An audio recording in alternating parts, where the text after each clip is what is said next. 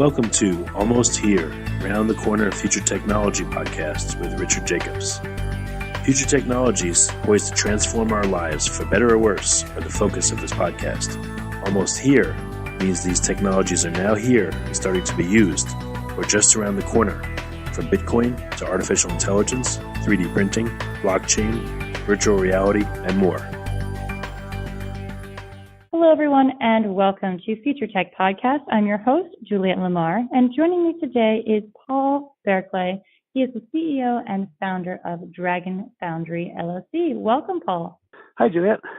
How are you doing today? Oh, doing well. Surviving the smoke up here in Seattle. Oh, yeah, I heard about that. We're down here in Los Angeles and have not got as much smoke, but I know we're surrounded by fires. Yeah, it's the way of the world at the moment. That's okay. Watch it burn and then rebuild. So, Paul, let's give our audience a little bit of overview. I know we're going to get into Nova Token in a moment, but give us an overview about Dragon Foundry and what you do there.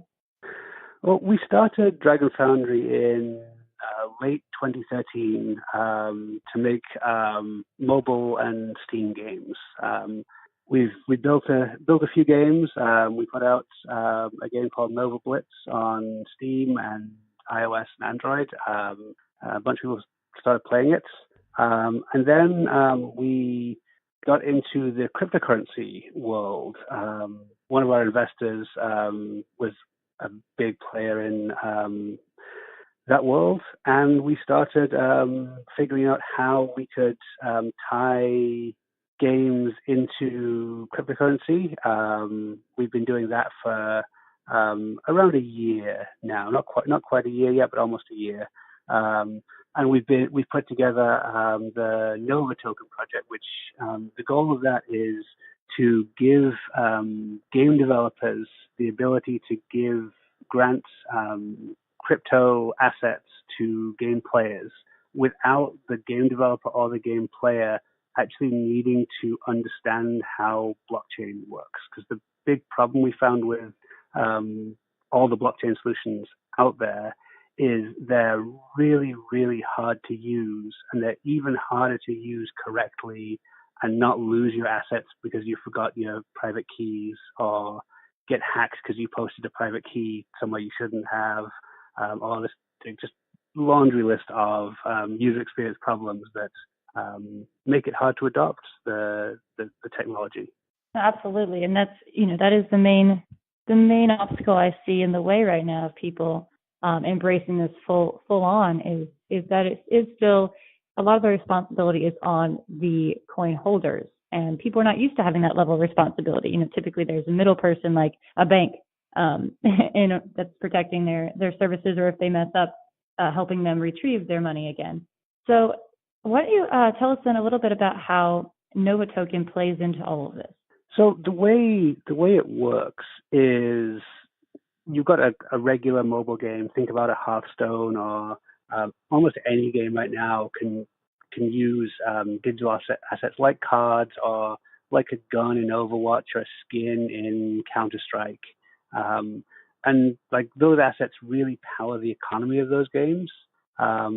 So the big thing that we can do is allow the game it's still a centralized game. It's still being released on the App Store.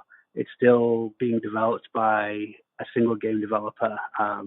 We don't see that model going away anytime soon. That's the biggest way games get out there. So you've already got this centralized piece in the hands of the game developer.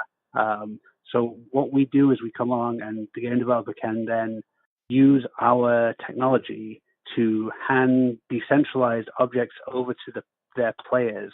So then the player obviously can then trade it, sell it, whatever else they want to do. The service that we've built enables the game developer to always know who owns the item, what's happened to it, etc. All the history can be pulled up.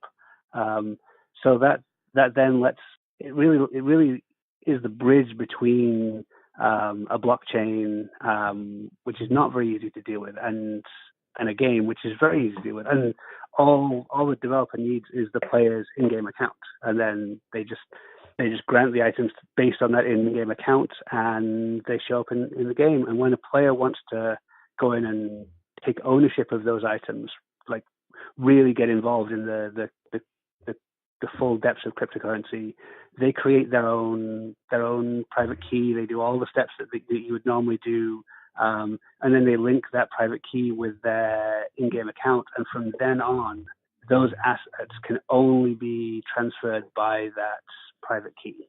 So it locks the smart contract locks down those assets to that owner. So the advantage of that is no one else can mess with it. The disadvantage is you have to follow the best practices of security and follow how you would normally use a blockchain. So it's a little less user friendly. Hopefully, as the next couple of years go on, we'll see some improvements to the user experience on blockchain. But fundamentally, there's just some level of this is how it has to be because it's designed to be decentralized. And decentralized means you can't be trusting other people with your private information. No, absolutely not. So what some of the ways that you can get these cards and own your cards and start collecting them? What are some of the ways that we can do that? So as we're building up to launch right now, so we'll be launching with 3 or 4 games already working on integrating the token, and we'll be implementing with a bunch more game developers. So the ways to get the tokens is to go on play the game that grants the tokens and get them. If you want to buy Nova tokens, they're available from a couple of different exchanges. The website is the best source of information for that. That's novablitz.com, has all the information. When the token system goes live, there's also going to be a staking component to it where you can stake your Nova tokens onto a specific game, and that will enable that game to earn rewards, and it also enables you to earn rewards. So while you do that, it's a way to help fund game developers without individuals having to pony up the money. Like as the individual stake, it shows which games are the most popular, the most in demand, and the smart contracts will direct a portion of revenue to those games and also back to the people who are staking. So think of it as a way to support a game that you're interested in without having to pay for it, really. And then obviously the games that want to encourage people to stake on them will offer things like free cards, free items to people who stake. So I think you'll see this ecosystem of people supporting games and the games turning back around and supporting the players directly in a more decentralized way than you see with the current app stores. Our goal is really to encourage that. We're not trying to mandate any of that because it's really all about how players want to interact. But we want to give those tools to let players and let game developers interact with each other and really see how the interactions come about and see where we can improve things the most. That's the end goal. Of course, I mean you're creating this community that now has bigger and better incentives, and people are going to hopefully react in a positive way and really take advantage of this really phenomenal idea. Yeah, that really is the plan. You can also gather these tokens or cards by playing tournaments and winning real prizes. The next stage of development we're going to be working on once we've launched this piece is esports, but not just esports for the few people who are invited. Esports that anybody can jump in and play a game for. So we'll add a component to our SDKs that will let games integrate a tournament infrastructure. So anybody can create a tournament. It's played by the game, and the game then spits the results back out to the tournament. And then prizes can be distributed from there, all without the game developer having to do all the work required to manage that and all the work required to set up that system, because it's a fairly big system to build. So that's going to be our big development focus once we've got the game assets and blockchain assets system up and running really smoothly. We've got to focus on the assets first, but tournaments will follow. So, yeah, it sounds like a very exciting goal to have in mind as you're moving forward is these tournaments. How you say on here there's no chance of cheating or fraud?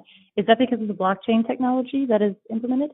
Yeah, you can, and yes, you can see how the tournament will be run because the contracts will be visible. You can follow the code, and fraud protection is one of the big benefits in the blockchain world.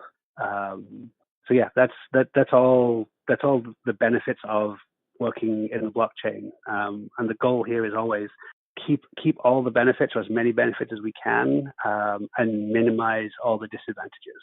This is such a fun thing when you get into gaming. And the first place it's going to be available, I think you already mentioned this, was Nova Blitz. And what kind of game is that? So Nova Blitz is a real-time trading card game. It's a fairly fast-paced game, similar in play to Magic the Gathering or Hearthstone, or there's a few others out there. It's got a sci-fi IP. The second game that's going to integrate it is a game called Block Brawlers, which is an RPG style game that's in development for web and for mobile launches. And then there's a couple more that we can't talk about yet because they haven't announced anything about their games, so we can't talk about them until they do. Give us a little bit of background about the company and also about yourself in this space. How did you find yourself, being a founder at Dragonfly Foundry, and your journey to get there? So I started in the game industry in 1997, I guess. Contracting with Wizards of the Coast up here in Seattle. I was doing it back from England. Moved out here, worked for them for a whole bunch of years, doing game design and game production, and a bunch of business work as well. Then stepped out to do a startup because it was time to do something on a more nimble scale. Wizards was a big part of Hasbro. It's a big company. Wanted to be much more nimble, much more agile. So started a game company. And then we started putting together some games, and really everything just went from there. It's been sort of one exciting adventure to the next exciting adventure, which is I like the startup lifestyle. I like the ability to really impact what's going on right now, and the ability to figure out when you need to pivot and do that pivot. It matches my personality pretty well, so I'm happy where we are at the moment. And working in the startup culture, and I think in gaming, it's there's a lot of different and unique challenges. What are some of the biggest challenges you've faced here at Dragon Foundry and with Nova Blitz that you found creative solutions to? I think there's all the sort of standard challenges you see with a startup. So raising funds is always challenging. We had some good luck there. Marketing is always challenging because you've got to stand out in a sea of other games, especially in the gaming industry. It's a big challenge. We've had some good partners there as well. So building the right partnerships has definitely helped us overcome the challenges we've had. Technical wise, I thought the gaming industry moved fast, but boy, does the blockchain industry move fast. It is incredible how fast things change and move. I know I'm one of the people on the team who's more comfortable with change, and there's been a few times where I'm feeling this is going too fast for me. Like how are other people handling this? So it's like figuring out where we're going to just say, okay, we've picked a direction here, and we're going to run with it. And we're not going to chase every little change going down the way, but we'll circle back in another month or two and see if our direction still matches up. And then if it doesn't, we can make one pivot rather than trying to make lots of little pivots along the way and chase this moving target. So yeah, it's an interesting business to work in. No, absolutely. And what really keeps you motivated personally within this space? I'm driven by making things that people care about. That's my goal when it all boils down to it. So that there's so much opportunity to do that it's just everywhere. So that makes it really exciting space to work in. No, absolutely. So if people want to start, following your journey and seeing when you're going to launch and find out more information, what's the best way to keep in contact and to watch this journey of yours? We've got a Telegram channel that's pretty active with players. Nova Blitz Telegram. We've had that running for about a year now. We've got the website has a bunch of information. There's some social media links on there. People will start seeing more articles and press about us as we go over the next sort of 3-4 months and onward from there. So it should start being more top of mind with people as well. But yeah, if you want to come and have a conversation, Telegram. If you want to just follow us, there's a mailing list you can sign up for. At least from the Nova Blitz game. I think we took So if you actually want to play the game, you can go onto Steam and play Nova Blitz right now. If you go on the website, there's a sign up for the iOS and Android betas, and we can get you in those betas and try it out, so you can see. And really, the game that you see is the same. That's how it will feel. When it's blockchain powered as well. It doesn't, the beauty of the system is it doesn't get in the way of your experience of a game. You still just play and earn new cards and buy new packs and earn packs for free and all the normal things that you expect to do in any kind of online game. It's all the beauty is we're not getting in the way of that experience. We're able to enhance it by letting players sell and trade their items, both in-game if a game builds that, or on a third-party exchange. So that's a pretty giant benefit. No, absolutely. Well, Paul, thank you so much for taking the time to join us here today on Future Tech Podcast and share this exciting new token that's being launched and hopefully will enhance the gaming experience. Yeah, thanks for having me. That is Paul Barclay. He is the CEO and founder at Dragonfly Foundry, LLC. Check them out. You can also check out Nova Token and what they're doing there at novablitz.com. Thank you all so much for joining us here today. This has been Juliet Lamar with Future Tech Podcast. You have been listening to Almost Here, Around the Corner Future Technology Podcast with Richard Jacobs. Subscribe to this podcast, post a review, to discover more future technologies that are poised to transform our lives for better or worse, such as Bitcoin, artificial intelligence, 3D printing, blockchain, virtual reality, and more.